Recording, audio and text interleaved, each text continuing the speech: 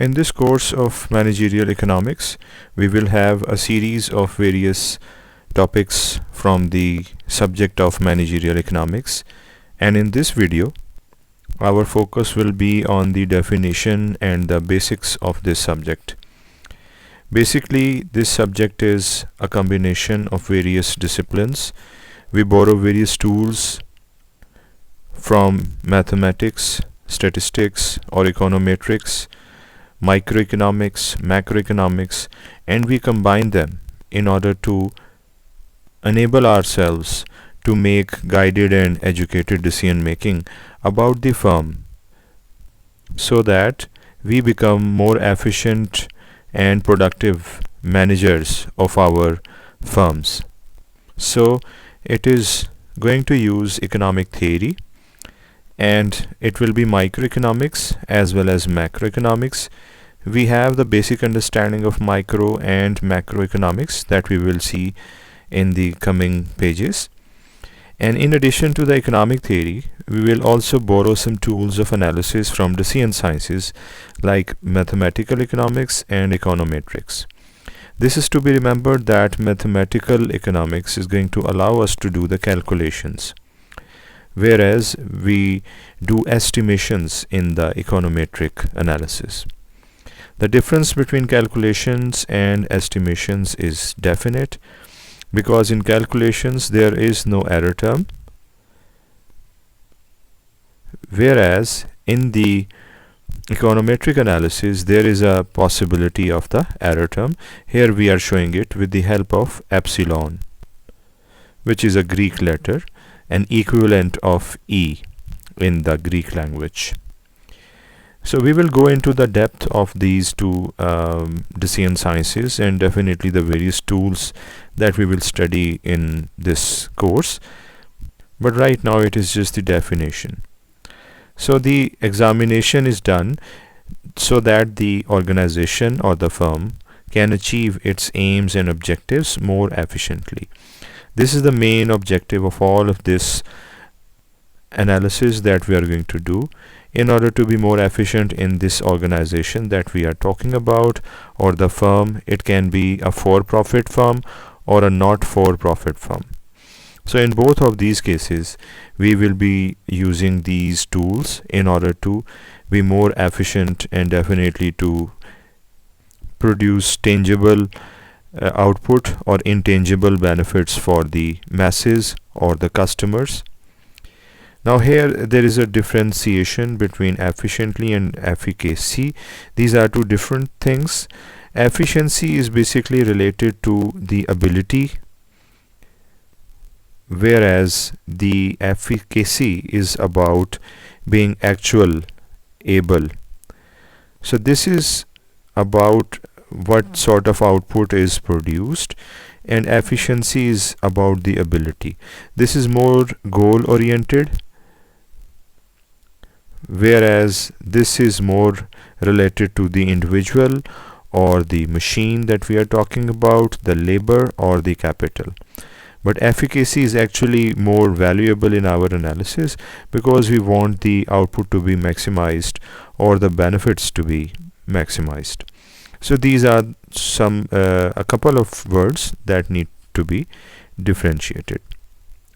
Let's talk about a firm, that how a firm faces various challenges in the form of constraints. Observation is that there is a firm, and whenever there is a firm, it is trying to maximize the profits.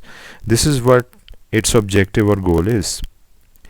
Now this maximization cannot be done without entertaining the limitations, and these limitations are regarding the limited availability of essential inputs, that is labor and capital.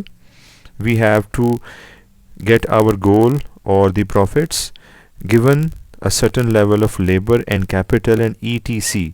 This etc. is not just an acronym or an abbreviation. It contains many things, because in usual economic theory we talk about labor and capital, but when we enter into the real world where a firm is to be managed, there are various types of inputs, and constraints that we deal with. For example, if we are talking about labor, it's not just one type of labor. It can be unskilled labor, it can be semi-skilled, it can be highly skilled labor. So you can understand that how many types of labor can be there.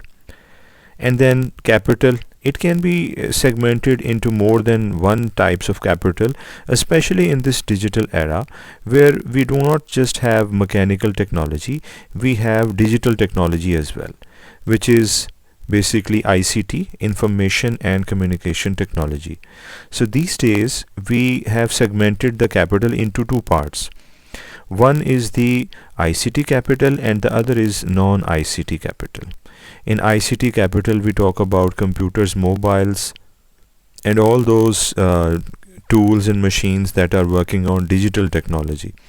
Whereas the other technology is of mechanical nature, where the digital technology is not a requirement.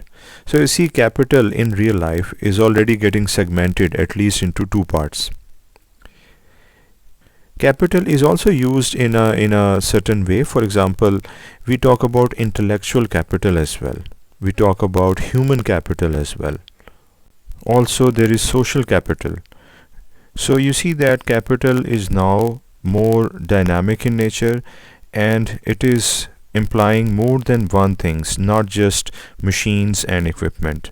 For instance, human capital is basically labor plus training and experience, because when we invest something into a certain type of machine, it becomes a better machine and becomes more productive. In the same way, if we invest in labor via training and education, it becomes more productive. In this digital era, people are given certain skills, for example, digital skills and other skills, in order to make them more productive. So now the labor concept is something outdated, and we talk about more of human capital. If we talk about the social capital, it is related to the people, but the networks and the relationships that they have that make them more productive and efficient. So you see, capital and labor, they are getting mixed up in a certain way, because their ability to become more productive via investment in the form of training, in the form of better technology, can they make them more productive, and hence both of them are acting as capital, which is upgradable, not just labor, which is a static concept in our basic economic theory. And then we talk about raw material as well. In raw material, many kinds of inputs can be used. For example, iron, wood, these are various examples of the raw material that we use. So the production functions these days, they are in the form of CLEM, where capital is represented by K, L represents labor, E is for energy, and M is for material. Because these things, if they are segmented away from the usual capital, it becomes more evident, because the role of energy these days in our production process is pivotal, as well as the material can be of various kinds. Therefore, it is judicious to separate it from the capital and include it as a distinct input in the production function. In addition to a variety of inputs, there are some constraints. And for example, if we take one example of the constraint, it can be the set of legal constraints. These are intangible limits, because we cannot see the law or the legal constraints. For example, we cannot view or touch the minimum wage laws. They are there, but they are intangible in nature. But they have their effect, because a manager of a firm has to keep in his mind about the minimum wage laws, because he cannot pay less than that to its workers, labor. So this is a constraint that he has. He also has to consider the health of the workers. He also has to consider the safety standards of the workers. For example, JICA, which stands for Japan International Corporation Agency, It provides various guidelines for the labor to be safe and hazard free. Alongside the safety standards provided by JICA,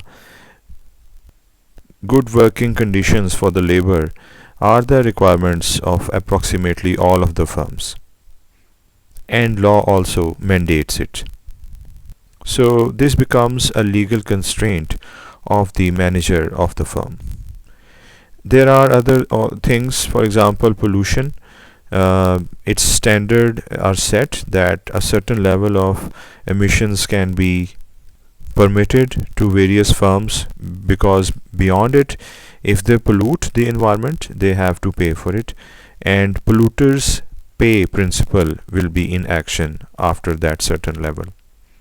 So this becomes another legal constraint of the firm being managed by a managerial economist. Now the concept of management is not limited to for-profit firm organizations, but also for not-for-profit organizations. They resort to the tools of managerial economics. These not-for-profit organizations can include hospitals, universities, museums, and other government agencies that are trying to achieve a certain goal, and which are also there for the profit firms, which are usually in profit form, monetary terms, but here the goals can be the delivery of the public services or conservation of some heritage. So the objective is there, though it is not in the monetary terms, and the constraints are also faced by these not-for-profit firms as they are faced by the for-profit firms. Now we are talking about constraints, and we are also trying to achieve a goal. In other words, we are trying to maximize that benefit or goal or the objective. So it means that there are two things. One is the constraint, other is the desire to achieve something to its highest level. So both of these things, they are opposing each other, and we have to find a nice balance between the two. That is known as constraint optimization in mathematical sense. We apply this tool in order to maximize the goals while keeping in consideration the constraints, because no firm, may it be for-profit firm or not-for-profit firm, has unlimited resources. So the constraints of monetary nature, physical nature, and intangible nature, they are there for all of the firms, and they vary as we talk about various firms with different goals. So the managerial economics is basically studying the decision making process that is there, and it means that we have to achieve the goal in the most efficient way of this organization that we are studying. So after having this introduction to managerial economics, let's focus on those four major dimensions that are included in the process of applying the managerial economics. So the first one was economic theory, that includes the two main branches of economics, that is microeconomics and macroeconomics. And just for a reminder, that microeconomics is basically dealing with the economic behavior of individuals in the decision making, such as individual consumers, resource owners, and business firms in a free enterprise system. So individual consumers can be under study, the resource owners, those who are owning the capital or the natural resources, etc., who are providing the inputs to the business firms. Their behavior is being studied under the microeconomic discipline. We are assuming that we are talking about a free enterprise system because this is the market economy, and in case of a firm, it is more suitable to assume that we are dealing with a free enterprise where the demand and supply have their free interaction, and the outcomes are based upon the forces of demand and supply. The other economic segment which is studied under managerial economics is the macroeconomics, because it deals with the total or the aggregate output, income, employment, consumption, investment, and the prices in the economy. Because it is also desirable to know what is going on in the overall economy, what are the trends of various demands, what is the consumption pattern, what is the level of income of the people, what is the pattern of variation in the prices. These are various factors that a managerial economist has to consider in order to make more guided decision, because in his firm he has to make the decisions, but he has to consider the demand pattern, the consumption pattern, the prices. He cannot just base his decisions on the supply side only. He has to consider the demand side, and that includes the whole economy and the trends in the economy. In addition to economic theory in terms of microeconomics and macroeconomics, we also use the tools from decision sciences, that is mathematical economics and econometrics. Mathematical economics is basically the mathematization of the economic models postulated by the economic theory. Now, what are economic models? We should know about it. Models are made because the real life economic behavior and situations is very complex. Man, by his very nature, is very unpredictable, as well as there are other factors that influence the economic outcomes. So we make economic models to keep the things simple and to be able to understand them without much difficulty. And with this simplicity, we can try to understand the behavior of the people in an economic situation. So the economic models are basically simplified version of the real complex situations in our lives. So mathematization of these will happen. This is what we do in mathematical economics. In econometrics, we apply the statistical tools, for example regression, correlation, etc., to the empirical data. We will study these regression and correlation, etc., from an applied side in this course, not just the theory of regression.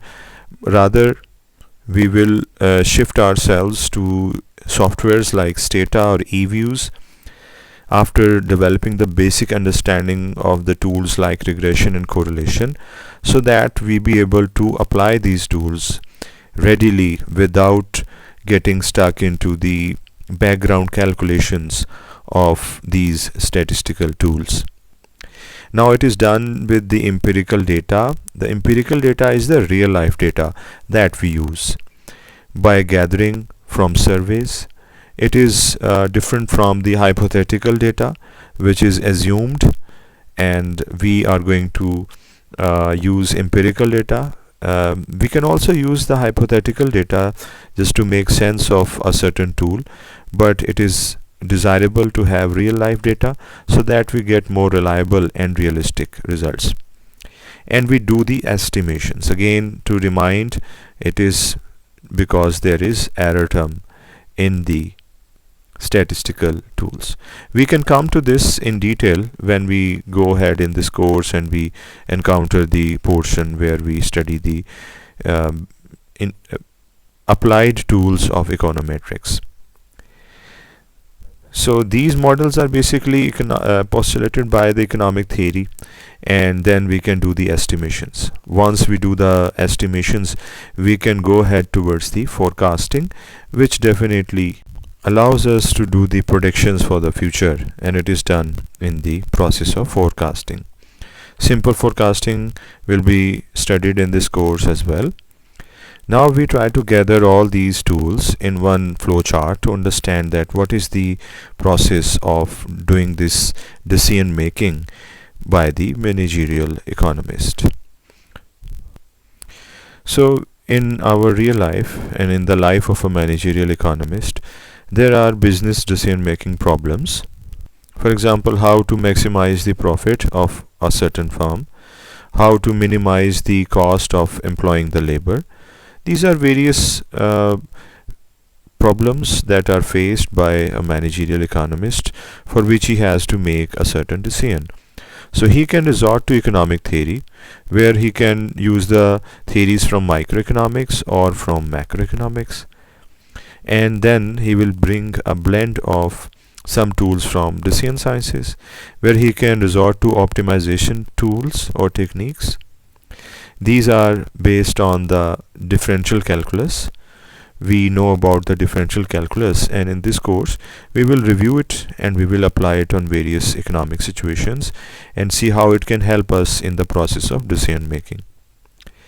The statistical estimations, they are also resorted to. We can also use correlation and regression, etc. We can also use the tool of linear programming.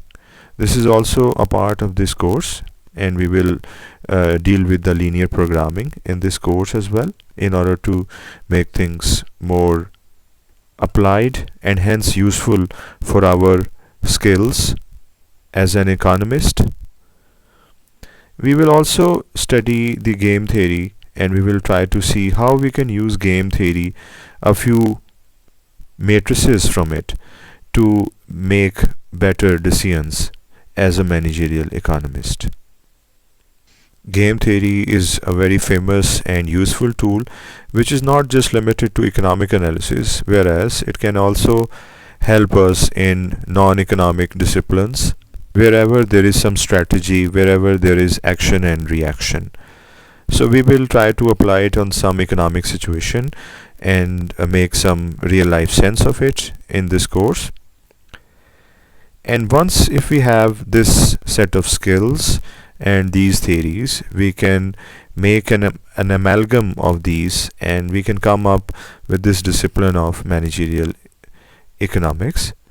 It is basically the use of economic theory and of the techniques of the decision sciences, and the purpose is to solve the business decision related problems.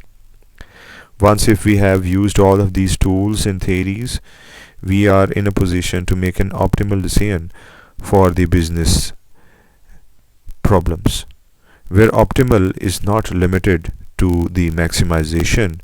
Instead, it is also dealing with the minimization of the unfavorable variables. This would be a favorable variable. So the optimal solution can be found by using these tools and theories. Now we take an example. Now this is a very famous law from microeconomic theory, and that is the law of demand, and it states that the quantity demanded of a certain commodity depends upon the price of that commodity, the income of the consumers, and the prices of related goods, that is complements and substitutes.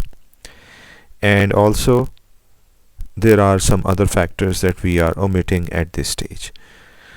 Now these various economic variables, that is the own price, the income, the price of the complements, and the price of the substitutes, they in a combined fashion give rise to a certain level of quantity demanded of this good. Here we are assuming that there is constant taste of the people. This is actually not very much popular in real life, because people have different tastes, and even the taste of an individual can change over time. But for the sake of simplicity, which is a very frequent thing in our economic theory, we make an assumption that the tastes, they remain constant. Otherwise it will add to the complexity of the model, though we can do it, but at this primary stage we are not doing it. So for the sake of simplicity we are doing this. Now the mathematical model is here postulated. It is a mathematical model because there is no error term in it. If there enters an error term in this model, it will become a statistical or econometric model. Now in the step 2 we collect the data of these variables, that is the quantity demanded, the price of the good, price of complements, price of substitute, and the income. We collect the data, but the data is collected using some methods. We have some methods that we use to collect the data. We'll talk about it as we go ahead in this course. So using certain methods we can collect the data, and here we will do this for collecting the data, and that will allow us to do the estimations on this empirical data, and this econometric relationship will be then estimated.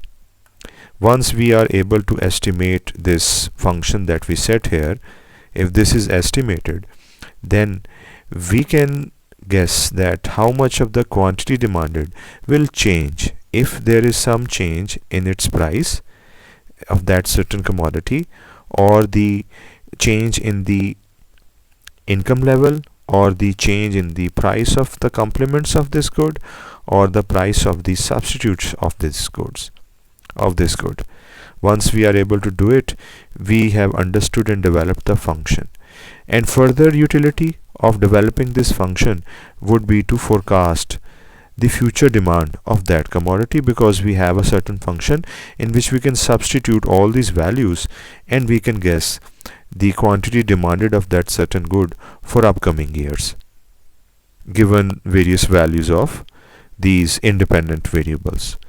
So this was an example of how mathematical tools, econometric tools, economic theories, their assumptions, they are used to make a decision by a managerial economist. So it's a blend of tools and theories that he can use, and some of it were used here. Definitely there are many other tools that we can use and we will learn as we go ahead in this course. But at this level, this introduction has enabled us to guess that what we have in this certain course of managerial economics. Thank you.